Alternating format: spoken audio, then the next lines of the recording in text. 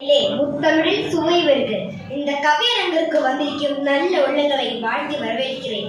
கவிஞர் இளமை அவர்கள் எழுதிய கல்லறை வெளிச்சம் என்ற நூலில் எடுக்கப்பட்ட தமிழினாய் வாழ்வோம் தமிழுக்காய் வாழ்வோம் என்ற கவிவரிகளை உங்கள் கைமொழிகிறேன். தமிழ்தான் எங்கள் தாய்மொழி, தமிழுக்குதுவே உயர்மொழி.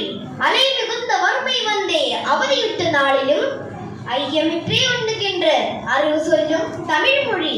புதுகையிலே பிறந்த உச்சங்க சபையிலே வளர்ந்து கம்பன் கவியிலே வளர்ந்து வையகத்தின் நிலையில்லா செம்மொழியே உந்தன் பிறவு கண்டு புறம் முதுகு காட்டி ஓடிப்போனான்.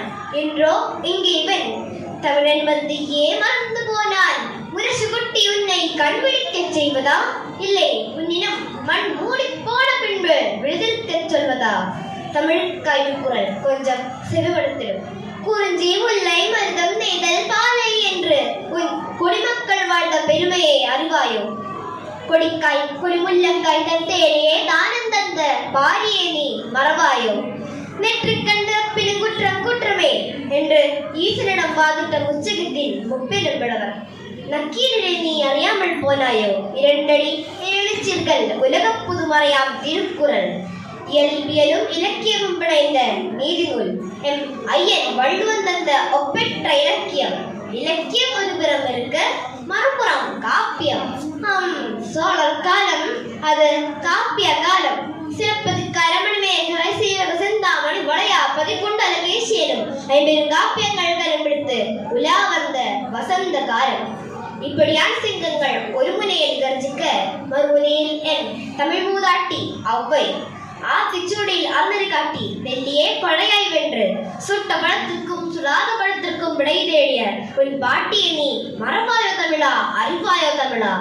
செம்பால் கொலையுண்டு சிறந்தால் அனல் கொண்ட நீதிக்காய் உயிர்நீத்த பாண்டிய நெடுஞ்செழியனின் வரலாறு உண்டு. மறுபால் ஆயுதம் படைத்தும் புது கவிதையால் புதுமை படைத்தும் உன் தாயையும் தாரத்தையும் கைப்பிடித்து அழைத்து வந்த எந்த கவிஞரை நீ அறியாமல் போனது கூத்தா இருக்கிறது. இது கேலி கூத்தா இருக்கிறது. அன்றோ தமிழ் வளர்த்த ஒரு கூட்டம், இன்றோ தமிழ் அழிக்க ஒரு கூட்டம்.